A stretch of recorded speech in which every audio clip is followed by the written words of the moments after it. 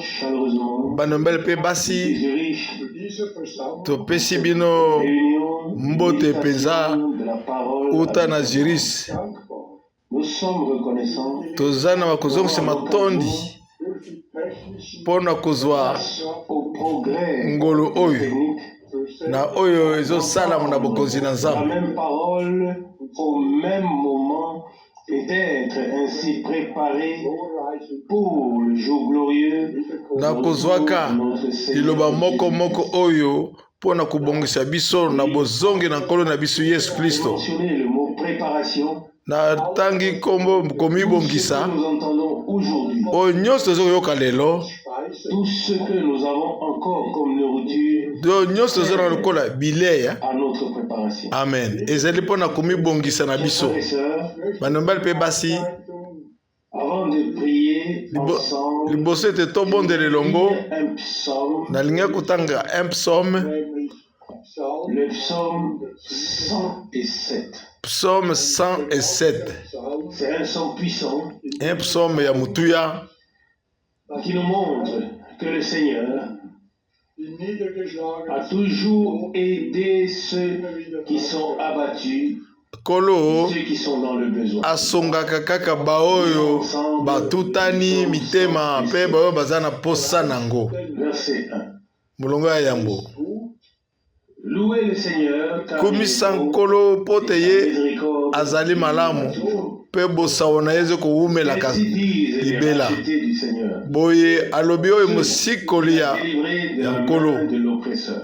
ye asikoli biso na maboko na monguna, Rassemblés des pays de l'Orient, de asangisaki l'Occident, bamboka na Orient mpe na Occident, et du Midi. ya Nord mpe na Midi. Verset 4.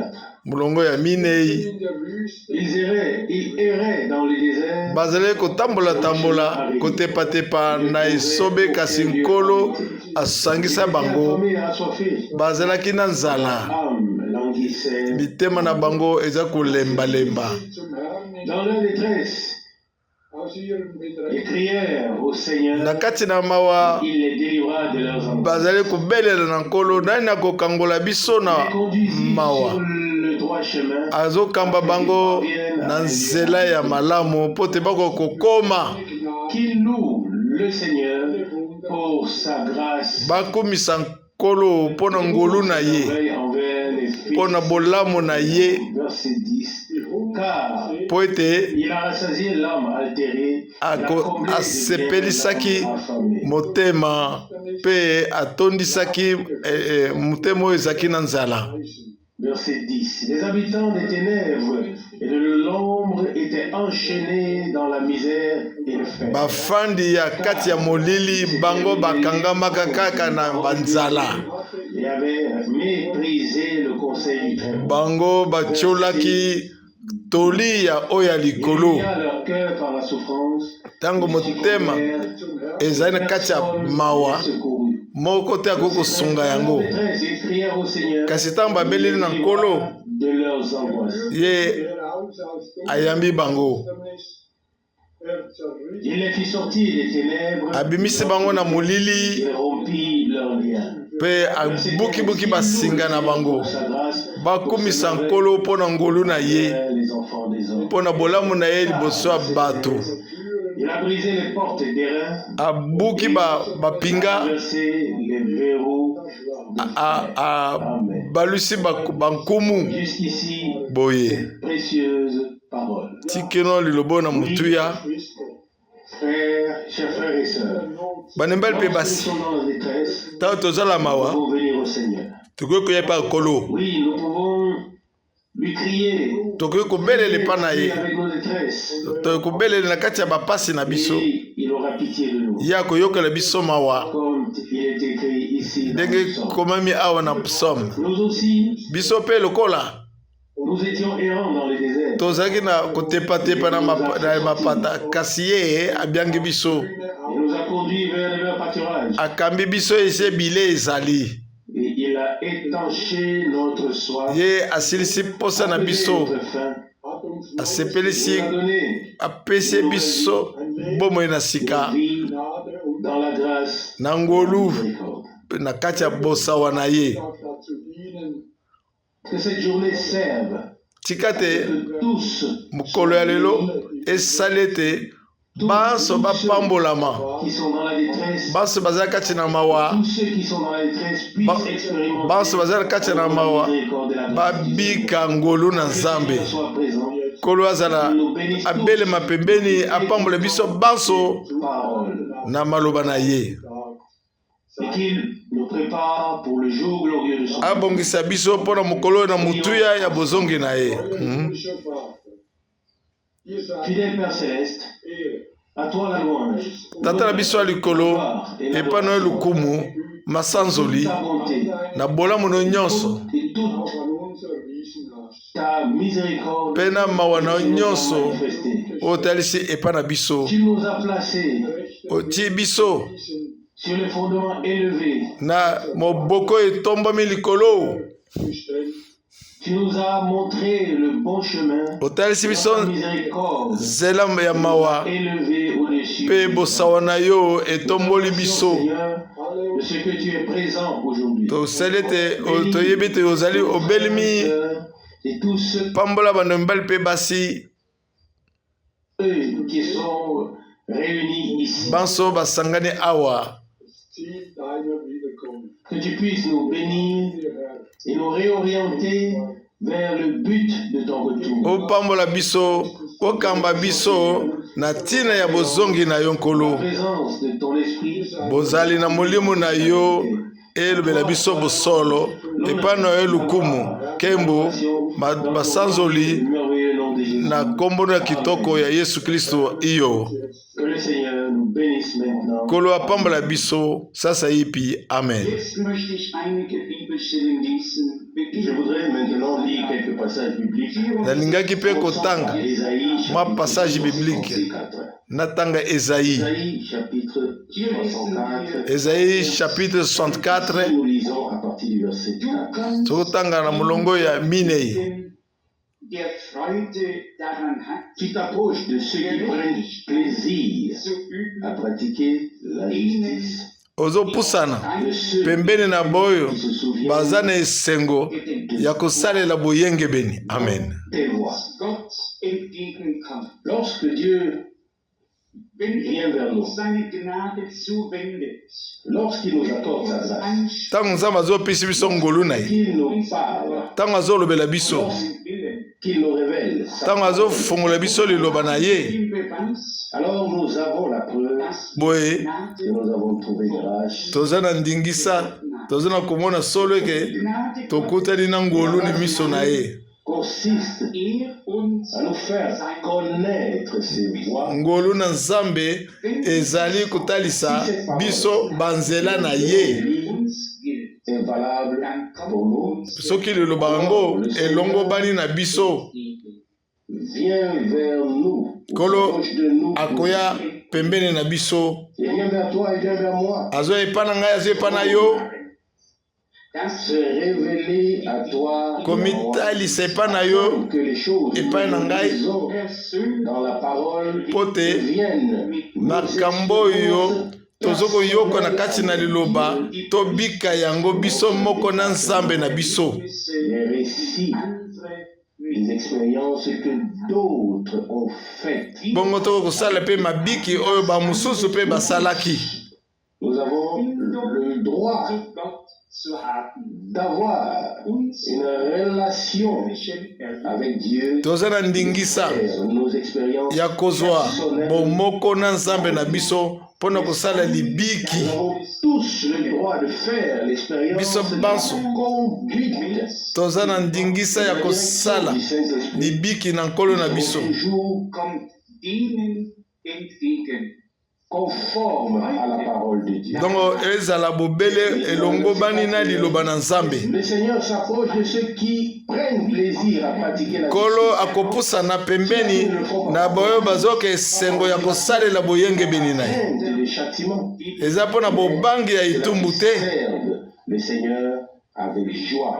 Bakosalela kasi nabo bazosalela nkolo na esengo. Joie. will solche Le Leute Seigneur aus uns machen, veut faire de nous sind in seinen des personnes habiles die à marcher dans ses voies, haben, des personnes qui ont la joie Kolo alinga sala biso bato bazana esengo bato yo ba esengeli batambola na nzela na ye qui se souviennent de toi oyo bazo banza na banzela na yo na banzela na biso te me na banzela ya Nzambe prendre conscience ete bazala na conscience penser à nous à l'avance eke osila kobanza mpo na biso yambo nous conduire po sur te cette voie okamba biso na banzela yango wana nde mokano na yo nous souvenir de lui sur ndenge cette voie nini tokokanisa ye nous avait na banzela wana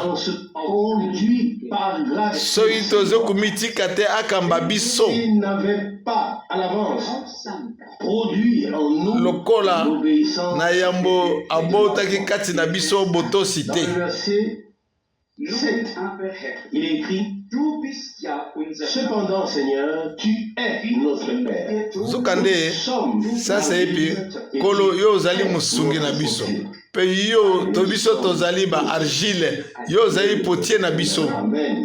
amen Verset 8, ne t'irrite pas à l'extrême kolo Seigneur, kokende kanda makasi te ne nkolo souviens pas éternellement de nos fautes. kokanisa seko na seko ya masumu na biso te merci Tous ton peuple.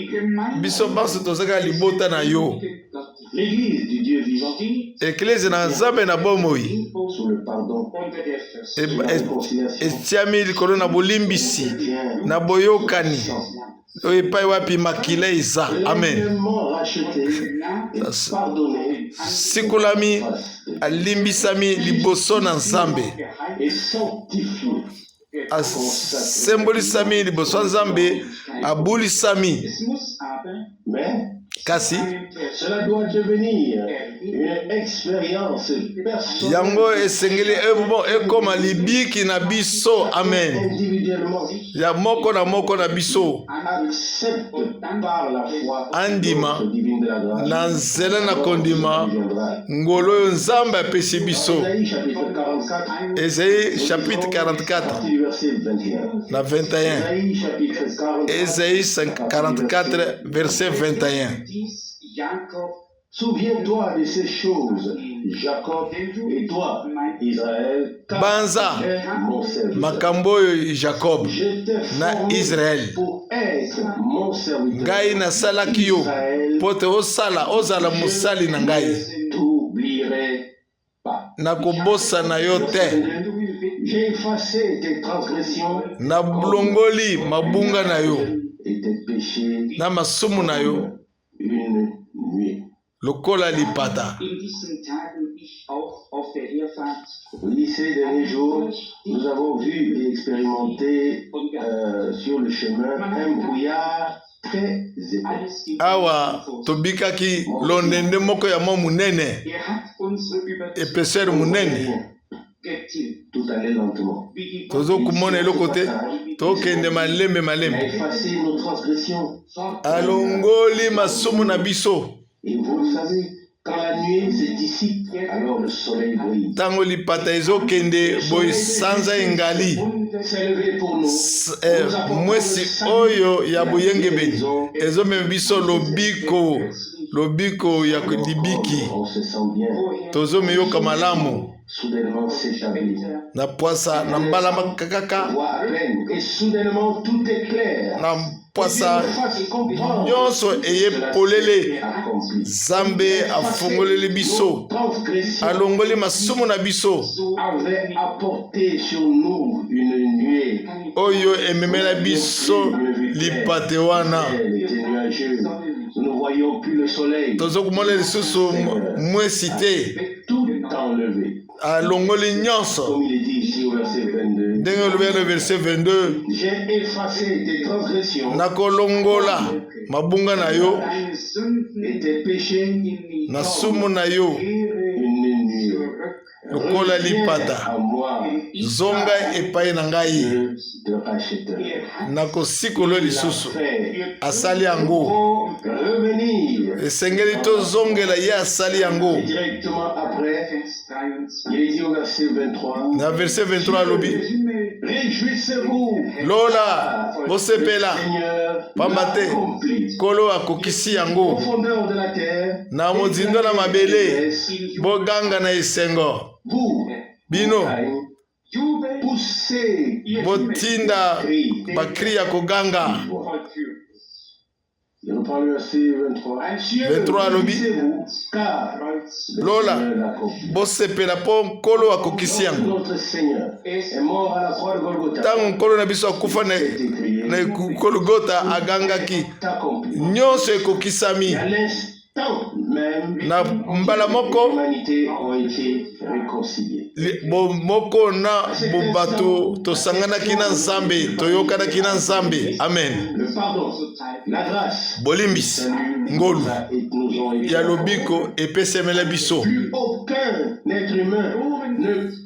aucun être humain ne peut plus être perdu parce qu'il a péché. Mondimi mutu moko te akoki kobunga te po ya sumuki. Oyo esengeli azonga liapa balimbisa ye. Ne peut plus être perdu parce qu'il a péché. Libote ebungaki pamba te esumukaki. Celui qui ne peut pas croire que sa culpabilité et son péché ont été pardonnés. Obele oyo akokondima te mabe na ye na bosoto na ye elimbisamaki na ekulusu. Amen. Tous, naturellement. Combien peuvent croire que nos péchés ont été effacés comme la nuit? Boni bato bakokondima ete basumu na bango balongolaki yango lokola lipata. Boni bakokondima bongo. C'est pourquoi nous sommes venus. Yango wana toye. Dans le même chapitre, Na mukapo moko wana 44 à partir du verset 24. verset 24. Ainsi a parlé le Seigneur, Boye nkolo alobi mon Rédempteur, mosikoli na ngai qui t'a formé oyo abongisa yo naissance. muta bomwana. Je suis le Seigneur Nazali nkolo qui fait toutes choses. oyo aza kosala makambo manso. J'ai déployé les cieux, Nasali lola seul j'ai kaka étendu la ngai terre. moko mpe nasali mapata oyo. C'est lui qui fait tout. Ye nde moto aza kosala manso. Aujourd'hui encore, Lelo mpe lisusu précisément en ce moment, na ntango oyo il veut agir alingi kosala par sa parole. na nzela liloba na ye. Il veut nous révéler sa volonté. Alingi kotalisa biso mokano na ye. Ce ne sont pas les hommes qui font connaître la volonté des dieux. Ezali bato nde te bakolakisa mokano na Nzambe. Révéler. Ye alakisa yango na biso. C'est vrai. Au verset 26, il est dit, Molongo to mbale na mutoba alobi celui qui accomplit la parole de ses serviteurs oya sosoli réalise les Liloba. desseins annoncés par aya sosoli liloba na musakoli ye akomona oyo Nzambe asali na nzela ya liloba na ye asakolaki. au commencement et à la fin, Na ebandeli et toutes les annonces, et il veille à ce que ebandeli mpe suka ye azokengedela liloba na ye. marqué. Dans Isaïe chapitre 45, Esaïe 45 alobi versets 2 et 3, il est écrit, 2 alobi je marcherai devant toi, nakotambola liboso na yo planirai les chemins montueux, nakobongisa nzela ya mabulu ya mangomba portes d'airain, nakotia ekuke briserai les verrous. nakobuka yango nabuka bikeko Trésor caché, bibaka nyonso wana enfoui, mpe nakopesa yo bozwi na bozwi oyo ebombami. que c'est moi, le Seigneur, Na elaka ya koloba ete ezali ngai nkolo t'a appelé oyo à ton nom. mpe abengi yo na nkombo na yo na Nzambe na Israele. Merveilleux. Liloba nini na Ce qui mutuya est beau, c'est que c'est vrai. eza bongo C'est que c'est vrai. eza bongo. Dieu ouvre les portes. Nzambe nde moto afungolaka bikuke atiki ete okota Un chemin devant nous. ati nzela liboso na biso. Ce qui semble impraticable pour nous, infranchissable oyo la planète. emonisami ke tokoki kokatisa te me na biso tosengeli tokatisa yango. Türen, Trébucher. die ich vor dir öffnen Verset und 2. das Unweg Je sein. marcherai devant toi. Il reprend le verset. Nakotambola liboso na yo Les chemins, mon Dieu. Verset ata 3. nzela ya Je te mabe, donnerai les trésors cachés. nakopesa yo mabombami Enfouis. oyo ebatami. Du erkennst, Reconnaissent dass ich que der c'est Herr moi, le Seigneur, sosolo ete ngai nde nkolo, t'a gerufen. appelé par ton nom. ngai nde mutu nabengi yo na kombo na yo. Ces paroles me rappellent à l'ouverture des 7 sceaux. Maloba oyo ezotalisa biso bofungwami ya bikangelo sambo. Ministère particulier que Dieu a accordé à notre bien-aimé frère Branham. Ezali mabombami ya bukeseni oyo nzambe apesi na biso William Branham. Was im Dunkel gehüllt war und Ce qui était enveloppé, wie viele haben in vergangenen et Jahrhunderten rappelons-nous, au cours des siècles passés, Oyo ebombamaki ont lu les mêmes na bileko eleka. qu'ils ont aujourd'hui, offenbar mais n'en ont pas eu la révélation Lelo oyo efungwami parce que le temps noch nicht n'était pas gekommen war. encore venu. Gott ntango baso Licht Donc toujours la lumière nzambe au temps apesaka convenable pole na ngonga oyo esengeli qu'il a mpo na baoyo ye alaka bango na kati na liloba na ye, et qu'il accomplit ensuite. mpe bandimelaka yango liloba na elaka mpe akokisi yango nsima. ist kein versiegeltes Ce Buch, n'est plus un livre scellé, sondern ein mais un geöffnetes livre Buch. ouvert. Ezali mokanda ya pamba te batia ndanga, me eza mokanda efungwami, Et la révélation de la parole et de la volonté. bofungwami ya liloba na nzambe ya kotalisa mokano na nzambe. À la fin, Die Offenbarung der Söhne, à la fin vient la révélation des fils et des filles de Dieu. Wana bofungwami ya mwana na nzambe yemei. La révélation, wahr werden soll. la manifestation Und auch das des enfants de Dieu. Komonisama mpe komonisama na bana na nzambe mpe ekomonisama mpe. Amen. Disons maintenant le 8e verset dans Ésaïe von oben 45. ihr Himmel 8e verset, Ésaïe 45. und die Que les cieux répandent d'en haut la bénédiction. Lola Le nuage la laisse se répandre panza mapamboli pour que le salut fleurisse, mpo te lobiko efuluka, qu'elle fasse germer la justice. bongo etalisa boyengebeni. J'ai créé ces choses. Ngai nkolo nde mutu nakeli makambo oyo nyonso.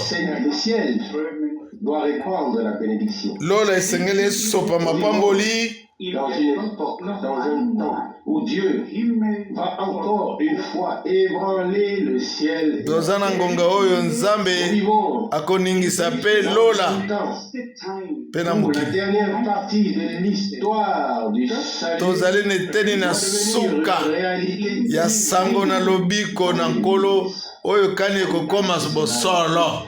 gehört beides. Das À la fois la parole Wirken et l'action du Saint-Esprit. Ta mosusu liloba mpe na mosala ya molimo santo Proclamer wana oyepe wapi liloba na nzambe etatolami, l'Esprit de Dieu commence à agir molimo santo abandi mpe kosala mosala na baoyo bayambi yango. Verset 28, Molongo tu mbale na wo. répandre d'en haut la bénédiction. Fongola Combien de fois lola on les a chantés? panza mapamboli, Les pluies de bénédiction tombent. mbule ya mapamboli ekweya Nous aspirons de tout notre oyo cœur toza na posa nango na mitema na biso mobimba, versé von Gott auf puisse nous être donné de la mpo part de te Dieu. epesela biso kote epa na nzambe, Au-dessus de tout doute, ezala totiama liboso ya batembe nyonso tu tokozala na yango, capable, mais que tous von dem Leib soient inspirés kasi nyonso même rythme, epemama par la même parole, na molimo na liloba moko l'Esprit de Dieu. mpe na limuli moko ya nzambe, Nous avancions ensemble, bongo totambola elongo, le reste puisse s'accomplir. nyonso wana ekokisama. Verset 8, oyo etikali ekokisama. Que les cieux répandent d'en haut la bénédiction. Lola panza uta likolo mapamboli na yo. Dieu veut nous faire savoir que les cieux sont ouverts. Nzambe alingotelisa biso lole miso na biso efumbami mpona mapamboli na Nzambe. C'est apaisé à Golgotha et Dieu nous regarde. Oyo asali na Golgotha Nzambe azotala biso. Et miséricorde. Amen. Na bosawa na ye. Une autre parole me rappelle ici le chapitre 10 de Zacharie, dans lequel est donnée la promesse que nous connaissons tous. Awa liloba ezokanisa ngai chapitre 10 ya Zakari epai wapi liloba elobami oyo bino nyonso boyebi senga nkolo mbula atinda mbula ya yambo. Le Seigneur est celui qui produit nkolo azali oyo aza kosala l'orage et qui vous donne des pluies ye akopesaka mbula na bofuluki dans le champ. na bilanga. Particulièrement la première partie du verset. Demandez au Seigneur ya motuya senga na nkolo mbula pluie de l'arrière. mbula na yambo pe ya suka. Nous savons Toyebi qu'il y a eu une pluie de la première saison toyebi mbula na yambo pe mbula ya suka. et que la semence qui devait germer Momboto dans la première génération chrétienne a été arrosée momboto esengeleki elonama apporter des fruits. basili kobakela ngo mai eboti mbuma.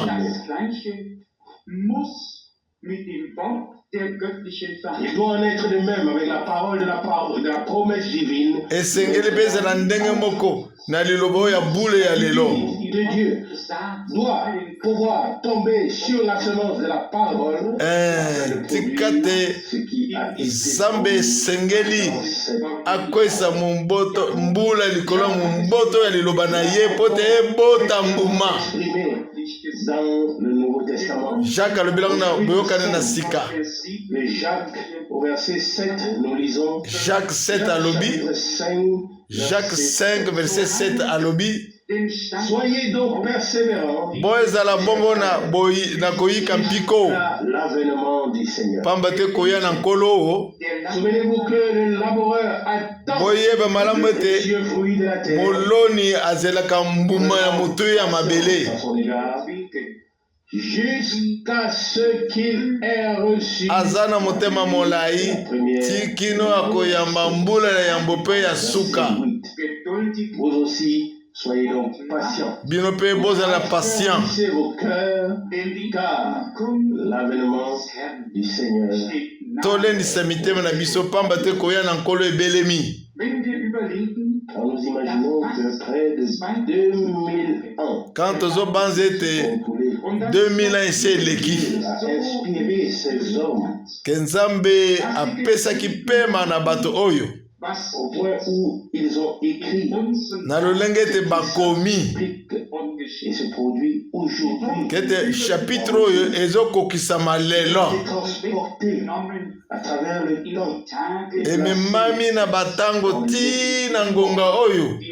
Nous Amen. vivons maintenant. Tango tozobika sasa hivi Dans ce temps-là, na tango wana l'avènement du Seigneur n'était pas koya na nkolo ezalaki ebelemaki fait presque 2000 ans. awa bandimaki teke 2000 elingi eleka. Nous remarquons Tozomona ete des temps à la bilembo na conclusion tango biblique. nakokisama na bilembo na Biblia Déjà à l'époque, na tango wana à ce que tout ce que nous devons savoir soit Nzambe asenzelaki ete oyo nyonso biso esengeli toyeba esengeli ekomama que nous soyons éclairés par bongo egengisa que nous biso trouvions les passages bibliques po tomona bapassage biblia oyo esengeli spirituelles. po te miso na biso ya molimo emona yango Confiance au Seigneur. po te esengeli kopesa confiance na nkolo na biso. C'est vrai Vous aussi, bino mpe patients. bozala motema molai bolendisa mitema L'avènement du Seigneur mpona koya na nkolo est proche. ebelemi. Die Wiederkunft des Herrn. Et avant que le retour du Seigneur puisse avoir lieu, Liboso ete kozonga na nkolo eko salama. spirituel, puissant, Mbule ya molimo.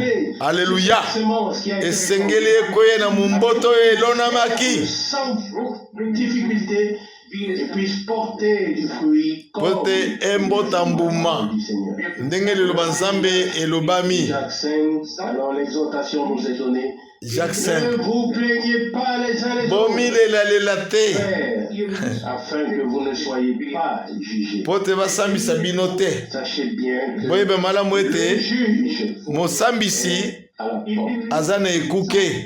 Das glaube ich aus ganzer Überzeugung. Dans la dernière période, Na eteni ya suka Wie es il en sera comme au commencement. ekozala lokola na ebandeli. unheimlich, Et saint, ohne Falschheit, sans faux, ohne Lug, sans mensonge, Tokozala sans tromperie, sans basante. reine Lippen, Tozanga lokuta. tous des lèvres pures wir alle et un cœur pur Tokozala mitema peto. en face de Dieu. Liboso na Nzambe na biso. C'est Personne vrai. ne tendra des pièges à l'autre. Moko otiamo akotia piège na moninga te. Personne ne comprendra plus l'autre de la mauvaise manière. Moko te akoyokela moninga na lulenga na mabepe te. Doit régner parmi Pamba te yende esengeli arenye adonda kati na base.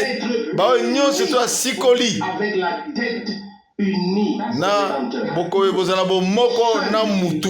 Dieu peut accomplir ça. Wana kaka Nzambe nde esengela kokisa yango kati na biso. Amen. anders Mais vous vous souvenez, Bokanisa. Branham Ndeko Branham. a dit à l'époque, seul l'amour parfait entrera Bobele bolingo. dans la gloire. Et cet Ekokota amour kuna. parfait inclut un salut parfait. Bolingo oyo Pardon parfait. ezali sali complet, pardon complet. Alléluia. Parfait. C'est vrai. Ce qui vient de Dieu doit être parfait, car Dieu Oyo est tu parfait. kote pa na Nzambe esengeli ezala ebongi be pamba te Nzambe ye moko abonga be.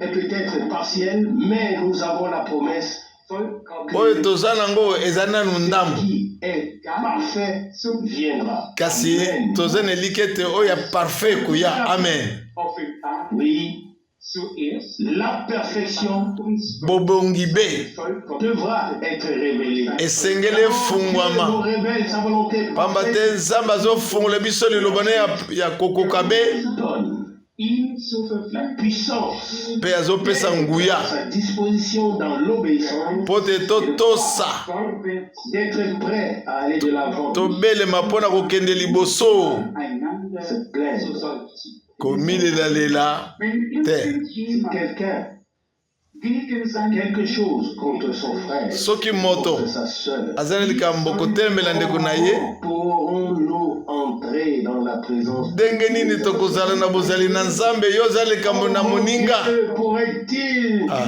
nous exaucer? Ndenge nini Nzambe akoki koyokela biso. Il ist oft comprend, répondre. durch Comment pourrait-il se révéler? Ndenge nini akoki komifongola. L'Esprit de Dieu a souvent été attristé. Molimo santo eyokaka mawa na lolenge na biso. unter den Gläubigen so Nous sommes-nous fait du mal les uns les autres? Boni boni tomisalelaka mabe biso na baninga mosusu.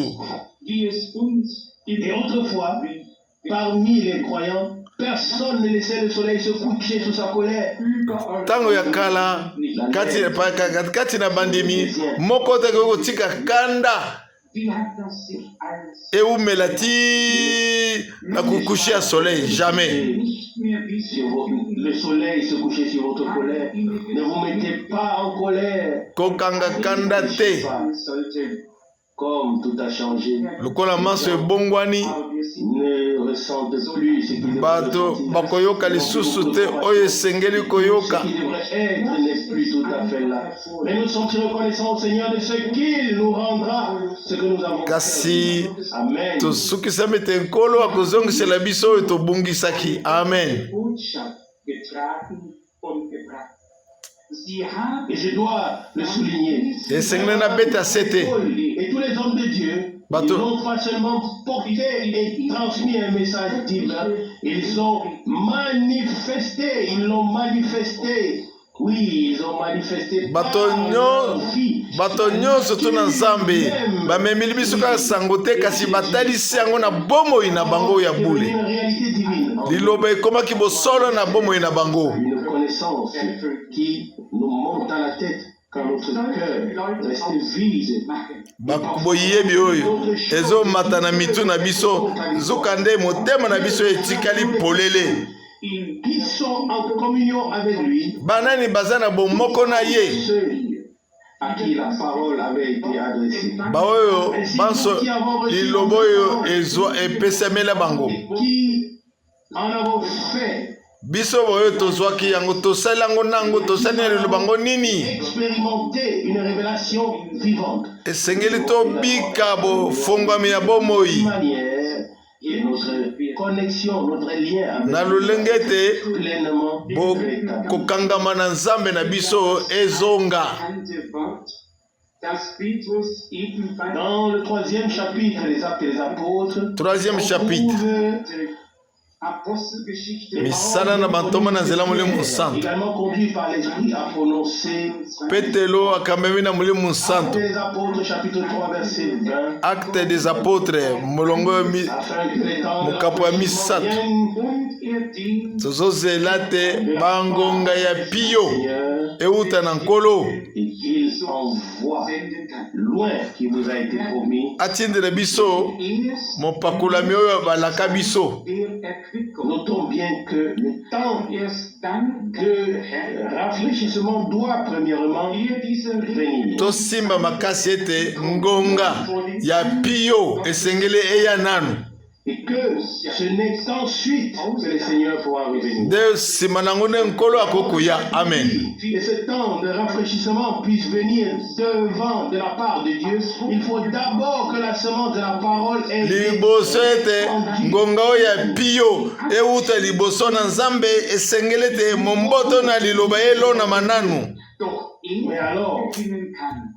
Mais lors de mon dernier voyage, j'ai compris que Dieu ne peut commencer les choses finales que lorsque ceux qui doivent y prendre part auront été appelés d'entre tous les peuples. donc nasosoli na mobembo na ngai ya suka awa ete nzambe akoki kosala mosala na suka bobele ntango bato nyonso to bakososola ete solo nzambe abiangi bango Familiariser le peuple de Dieu avec ce que Dieu esengeli kozala ntango iso na libota na nzambe na oyo nzambe aza kosala kolandisa liloba na ye. Je crois que le Seigneur accomplit l'histoire du salut en nos jours. na banzi ete nkolo akokokisa liloba sango na lobiko na ye na mikolo toza na yango Afin que les personnes qui sont destinées à l'entendre aient la possibilité de prendre na lolenge ete bato oyo nzambe akana bango ete bayoka liloba yango bazwa ngonga ya koyoka yango comme c'est bouleversant ou bien submergent de constater que Dieu, au-delà de nos pensées, de nos projets, ouvre les portes. tosukisami ete kolakisa koleka makanisi na biso nzambe azofongola bikuke Nous ne représentons pas une organisation. awa biso tozotalisa bobongisami te À notre Seigneur bien-aimé qui est mort pour nous. kolo molingami na biso akufa asekwa mokolo ya misato azotambola kati na etelemelo ne ya sambo Messager et qui parlait au travers d'eux. epe atindi basakoli na ye azaki koloba na nzela na bango Ce qu'ils ont dit au nom du Seigneur. ezondi balobi malobango na kombo na nkolo Pierre a d'ailleurs parlé dès le commencement de ces choses. petero alobaki uta ebandela makambo oyo Acte 3. acte 3 na ngonga oyo ya pio Viennent de la part du Seigneur. ekouta na nkolo Loin qui a été promis, Jésus. bongo Verset 21. akotindela Que biso le ciel, oyo balakelaki biso Yesu qu'au temps de rétablissement, lola esengele bomba ye tikino bozongisi ya biloko biso oyo asakolaki yambo na basakoli na ye esalama. Amen. Ich denke an den Prediger in Bahrain, au prédicateur der mich im Hotel pentecôtiste à Na Bahreïn, banzi bateyi ba pentecôtiste qui est venu me voir à l'hôtel et qui m'a demandé aye kotala na hotel atudi ngai. sagt der Bruder Frank, Je lui ai rendu brièvement le témoignage. wir waren die Bibelstelle nicht geläufig, Mais après aber was du les vorgetragen derniers services, Na pesi litatoli nsima na mosala suka alobi na je ngai ne connaissais pas ces passages de la frère Bible. Frank nayebaki te passage oyo ya biblia C'est la parole de Dieu. ezaki liloba na Nzambe. vortragen. Et c'est de ça qu'il s'agit, c'est ce qui importe. Yango nde ya mutuya Nous n'exposions pas n'importe quoi. tozo kotalisa eloko De ya manière ordonnée, nous puissions exposer. me na lolenge ya molongo tokoki kotalisa yango Et c'est ce qui est beau. wana oza kitoko yango Une wana. opération clandestine, un peu ici, un peu là-bas, à droite et à gauche, mais il s'agit de transmettre Ezali l'essence, mosala ya kobatama te ya kokende ngambo na ngambo le chemin, kasi mutuya ezali kotalisa lolenge ya Nzambe fanatisme, dans un équilibre devant la face de na Dieu. lolenge mpenza esengeli Devraient être des personnes les plus agréables sur la terre. boye bizangi bazala bato moko ya malamu na mokili oyo bakosalaka mosala wana. Agréables que les enfants de Dieu. Man müsste gut mit ihnen auskommen, On doit pouvoir bien s'entendre avec eux, esengeli toyokana malamu na bango. relation avec eux. aber wie ist Mais es? qu'en est-il en réalité? Kasi Das sind wir mama na likambo eza nini Nous sommes insupportables. biso tokoki kosiporte bango te Ça ne doit pas être ainsi. anerkennen Mais esengeli ezala bongo te.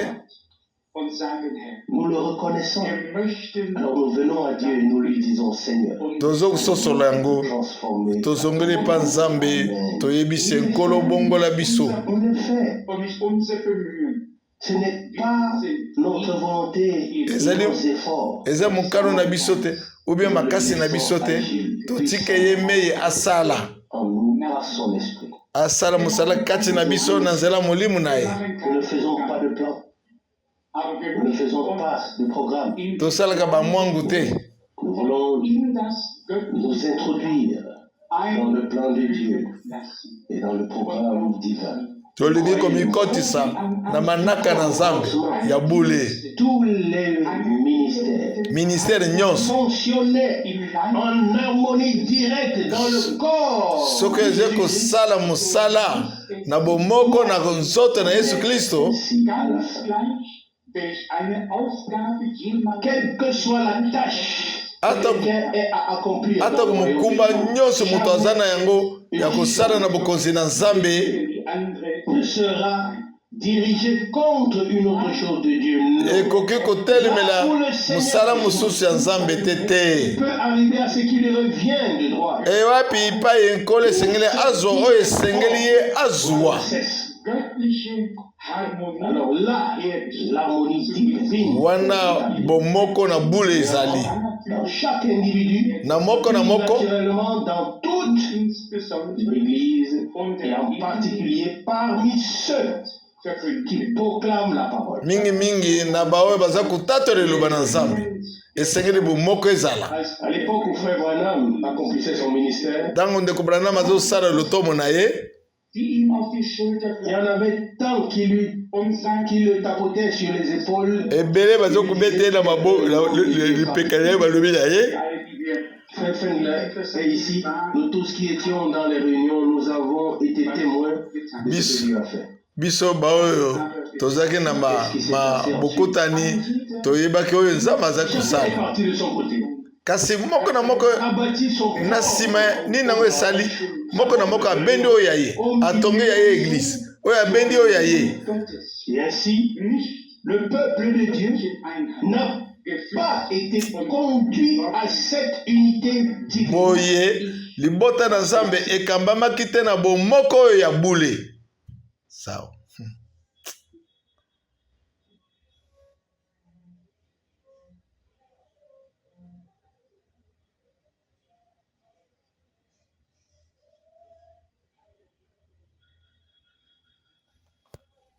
le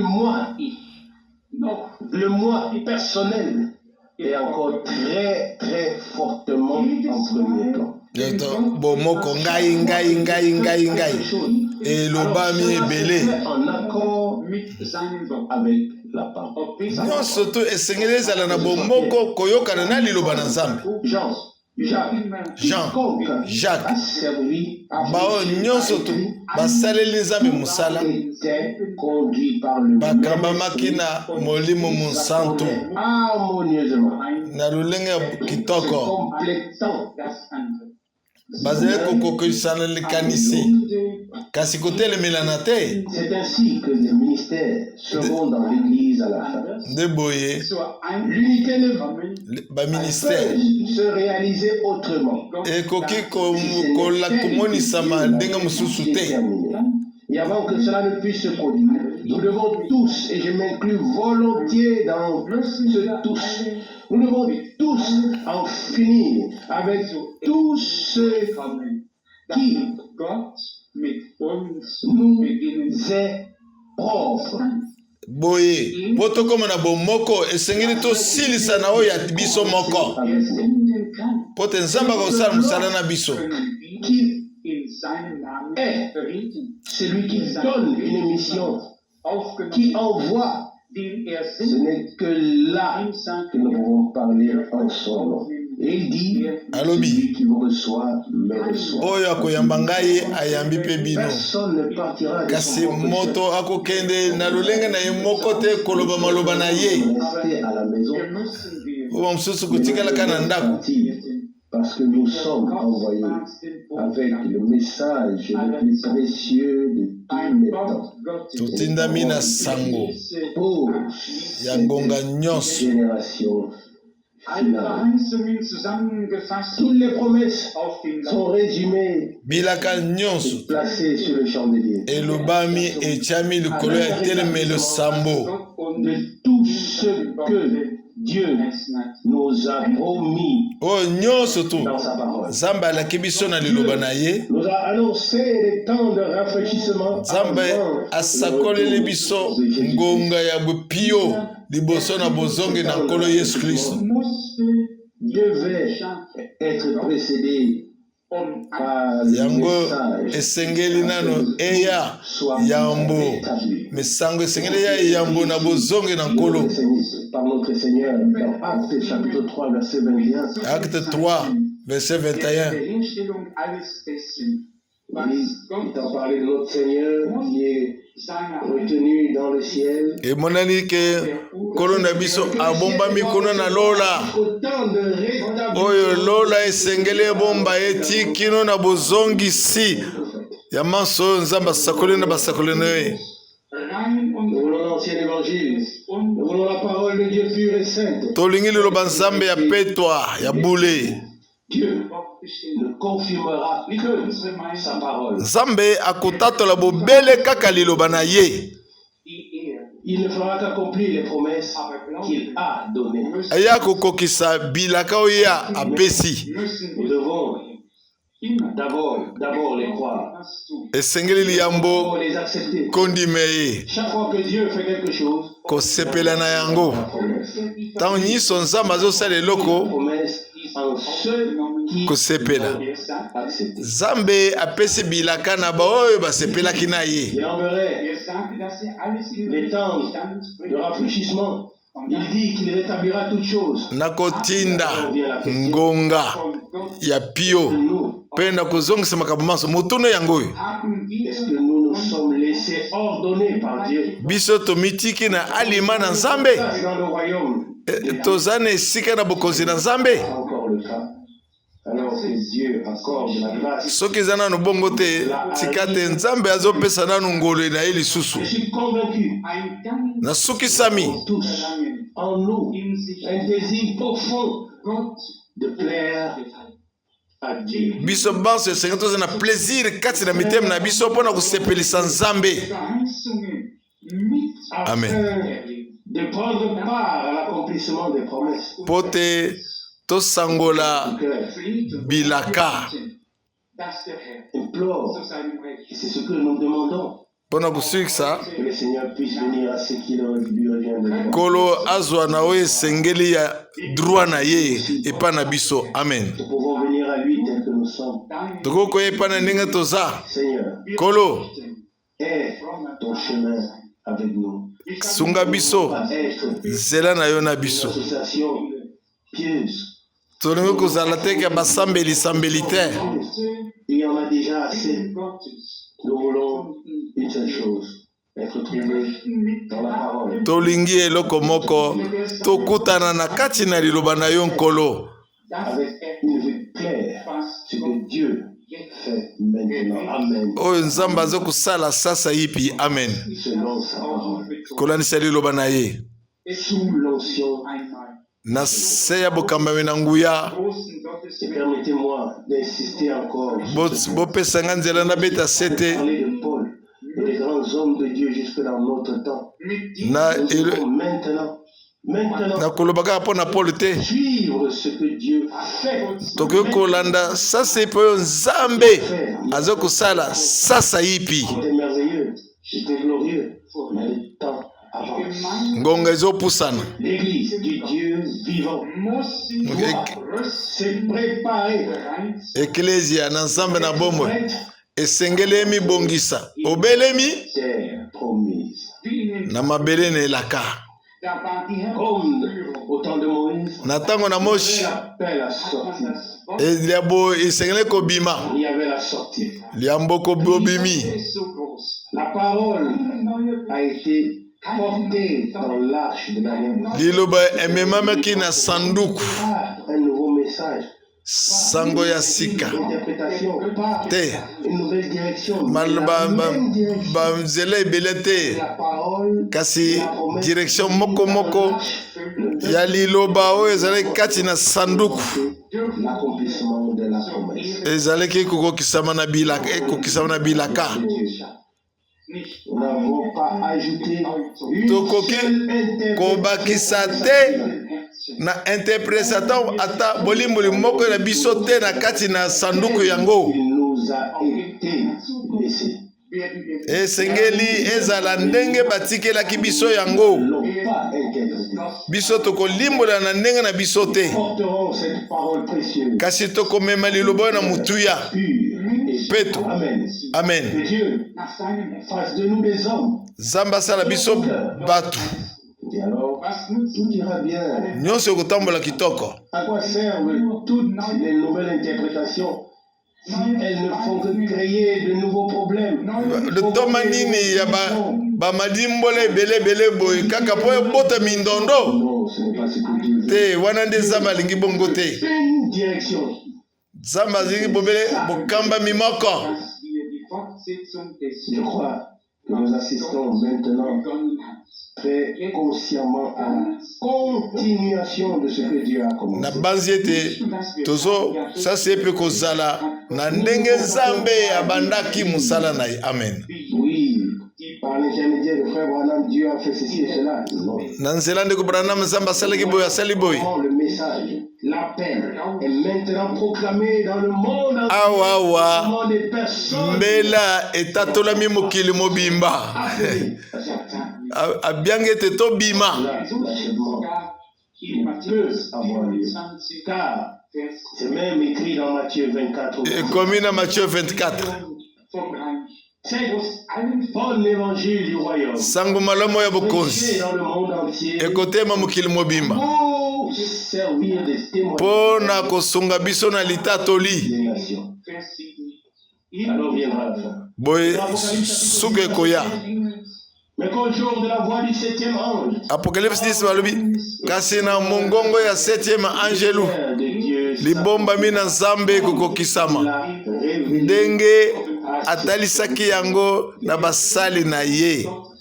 le même esprit de Dieu molimo moko ya nzambe qui a parlé par les prophètes oyo elobeli na nzela basakoli de Dieu molimo moko wana révélé toutes ces choses yango nde efungoleli biso makambo manso de Dieu nous conduit molimo santo na nzambe ezokamba biso et nous sommes affermis et epi fondés. tolendisami Nous pouvons aller aller de l'avant. tokokende liboso.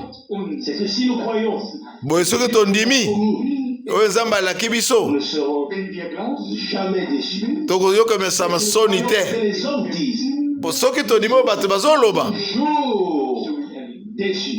tokozala mpenza na soni. Dieu l'a fait ainsi. Nzambe asali bongo. Que personne qui met sa confiance en lui ne soit confondu ou confus.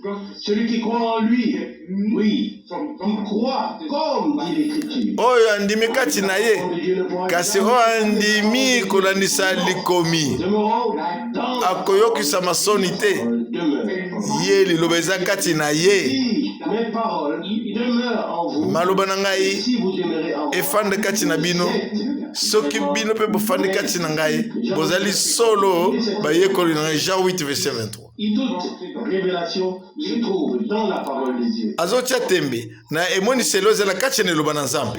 Elles étaient simplement cachées et maintenant elles sont Ebombamaki révélées. maintenant efungwami. Personne ne peut ajouter quoi que ce soit. Moko te akokobakisa eloko te. Complet les Saintes Écritures. Et quand akozwa mpe pota ndenge makomi elobi viendra, ntango ngekoya révélera et nous le fera savoir. Nzambe akofungolela biso mpe akotalisa biso yango. Promesse de Dieu, afin que le moment venu, nous puissions assister à leur accomplissement. Po te na ngonga ebeta ngongo soki ebeti tokomona kokokisama na bilaka na Nzambe. Ce qui nous est gardé, sobre et normaux. Asenge biso ete tozala sobre, tozala bato ya katikati, tokende ngambu te, ngambu na ngambu te. De nouveau, il se précipite et perd de l'équilibre. Bambala moko baweleli babungisi mpe nzela. À Dieu, qui croit à sa parole telle qu'elle est écrite, et qui Esengeli komisokisa attend epa na liloba na Nzambe sur la ndenge liloba na ye epeselami ezali kokokisama na bilaka na ye. Esengeli bilaka oyo apesi biso ekokisama. aussi certain que Dieu l'a promis, aussi certain cela arrivera. Solo solo Bienvenue du Seigneur. mpona biso solo solo yango mpe ekoya. Soyez préparés.